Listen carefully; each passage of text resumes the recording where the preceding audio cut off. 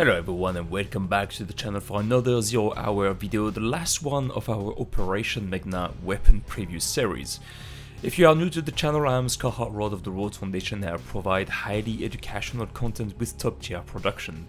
If you haven't yet, hit that subscribe button to never miss any of my future videos.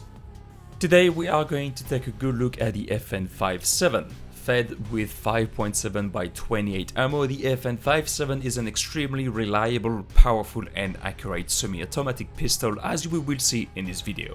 This is a pretty interesting addition to the game since this is the first time that the devs are adding a sidearm to 0 hour since the release of the early access version, and the FN57 will also be exclusive to the attackers.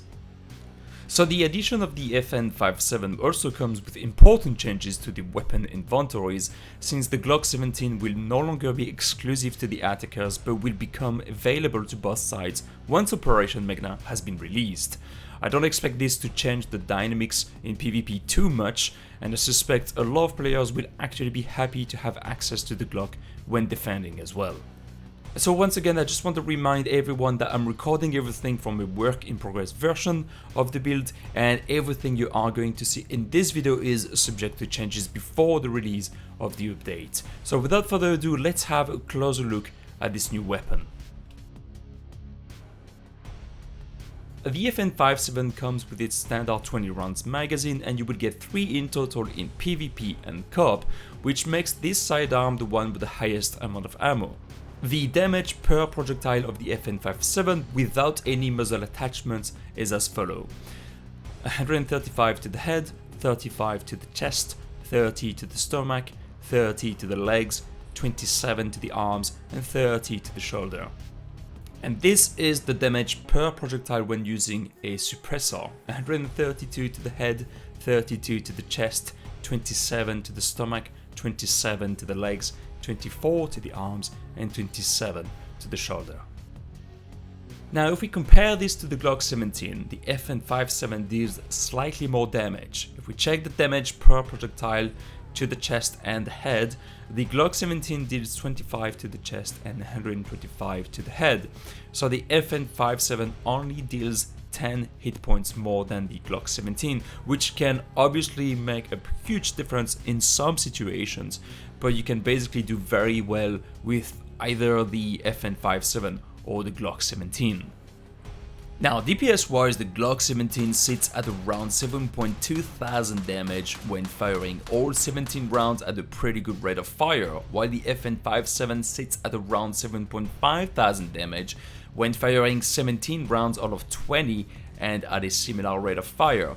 Now the interesting thing is that the FN57 actually has a slower rate of fire compared to the Glock 17, so you can't really spam it as much, but it feels harder to control, which is not necessarily what you would expect from using 5.7 by 28 rounds. But I think this has been done for balancing reasons, because the FN57 comes with 20 rounds mag and also have a pretty high damage per projectile. It also feels like the FN57 reloads slower than the Glock 17, which could be a challenge in some situations when playing PvP. Just like you would expect, the FN57 comes with all the relevant attachments that you will need to customize your playstyle. Besides the basic laser sight and the flashlight, the FN57 comes with 2 types of silencers that affect your damage in the same way, and the new 83 micro sight, which has a red dot instead of a triangle.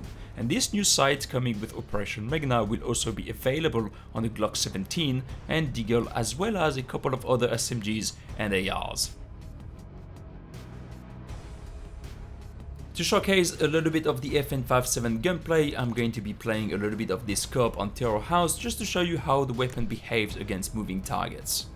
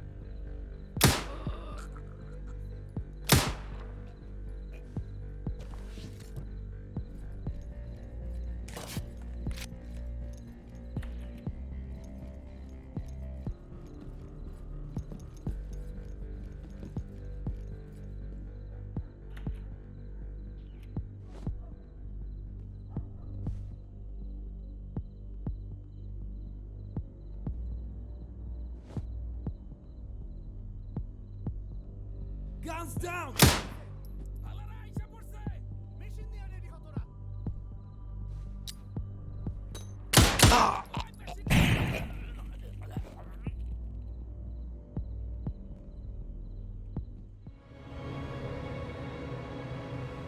To conclude, the FN57 is another welcome addition to the game. The gameplay feels good, the animations look nice, and the sound effects are great both with and without the suppressors. Its 20 round mag capacity and high damage per projectile makes the FN57 a great sidearm to use in 0 hour both in PvP and co-op. It has, however, a slightly lower rate of fire compared to the Glock 17, which could potentially slightly frustrate some trigger-happy players out there, but nothing that really makes the FN57 not worth using. To recap, the benefits of the FN57 are as follows: 20 rounds mag capacity, which is awesome since you do not have to seek for areas of concealment or cover too often, high damage per projectile, great design, great animation and great sound effects, and high DPS, at least higher than the Glock 17. And the downsides of the FN57 are as follows: lightweight suppressors only, so you only have access to the 2 suppressors that reduces the damage of the weapon by quite a bit, while the Glock 17 has a 3rd suppressor that reduces the damage a little bit less, but make the weapon heavier. Maybe that's an option the FN57 will get in the future, but let's see. Slightly lower rate of fire compared to the Glock 17, slower reload time compared to the Glock 17, and no compensator attachment. Overall, this FN57 is pretty good and fits pretty well in 0 hour. At the end of the day, though, I think making the choice between either the FN57 or the Glock 17 would be a matter of taste rather than gameplay, style or meta. I wouldn't say that one is overly more powerful than the other, even though 10 hit points could sometimes make the difference, but we're not talking about huge difference here like we can see between the Deagle and the FN57 or even the Glock. I actually think that it will be more important for the defenders to make a choice between the Deagle and the Glock 17.